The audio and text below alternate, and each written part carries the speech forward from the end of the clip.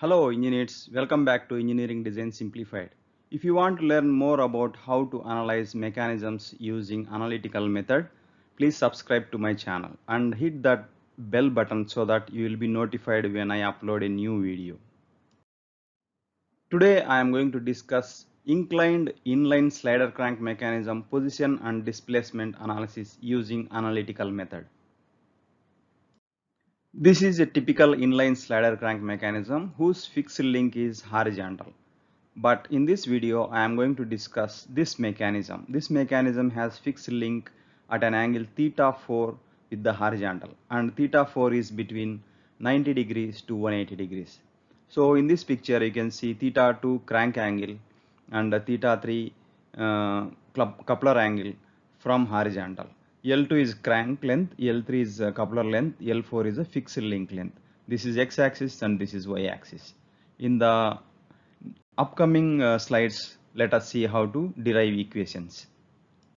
In this picture, you can see fixed link that is L4 is at an angle theta 4 from horizontal, and that is x prime axis, and perpendicular to that is y prime axis. So crank is at an angle theta 2 from horizontal, and similarly coupler is at an angle theta 3 from horizontal. So this angle theta 2 prime can be written as theta 2 prime equal to theta 4 minus theta 2. Similarly, this angle theta 3 prime can be written as theta 3 prime equal to theta 3 minus theta 4. Now let us write displacement equations along x prime axis and y prime axis. So first let us write along x prime axis. So along x prime axis, L4 equal to L2 cos theta 2 prime plus L3 cos theta 3 prime. So substituting theta 3 prime and theta 2 prime that is discussed here into this equation, we get L4 equal to L2 cos theta 4 minus theta 2 plus L3 cos theta 3 minus theta 4. This is the equation for slider position. Now let us write displacements along y prime axis. So L2 sin theta 2 prime, that is L2 sin theta 2 prime equal to L3 sin theta 3 prime. So sin theta 3 prime equal to L2 by L3 sin theta 2 prime. After simplification, that is theta 3 prime equal to sin inverse L2 by L3 sin theta 2 prime. We already know that theta 3 prime equal to theta 3 minus theta 4 and theta 2 prime equal to theta 4 minus theta 2. Substituting these values into this equation, we get theta 3 minus theta 4 equal to sin inverse L2 by L3 sin theta 4 minus theta 2. So now move this theta 4 to the right hand side. We get theta 3 equal to theta 4 plus sin inverse L2 by L3 sin theta 4 minus theta 2. This is the equation for coupler angle. After having derived equations for slider position and coupler angle, now let us derive equations for maximum position of the slider, minimum position of the slider and slider displacement. So L4 max, that is the maximum position of the slider, is equal to L2 plus L3. That will occur when theta 2 equal to theta 4. That means this crank is falling on this fixed link. So theta 2 equal to theta 4. Similarly, L4 minimum equal to L3 minus L2. That will occur when theta 2 equal to theta 4 plus pi. So that is when theta 2 equal to theta 4 plus 180 degrees. That means this position.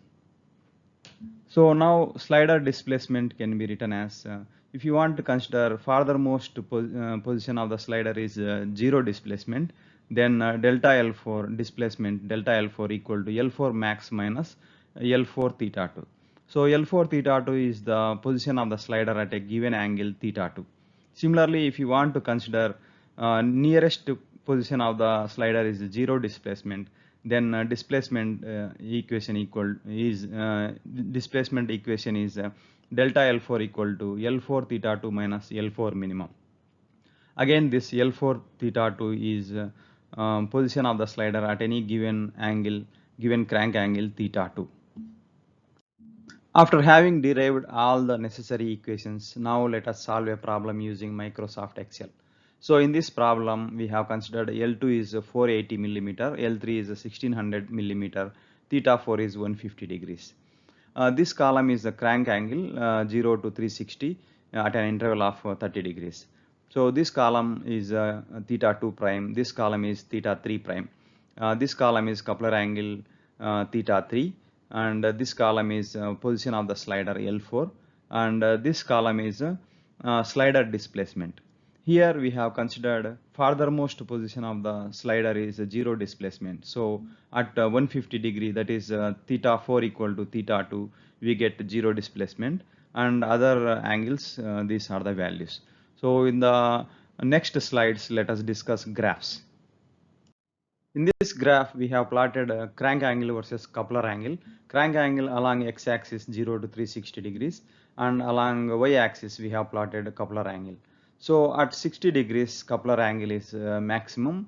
Similarly, at 240 degrees, coupler angle is minimum. In this graph, we have plotted crank angle versus slider position.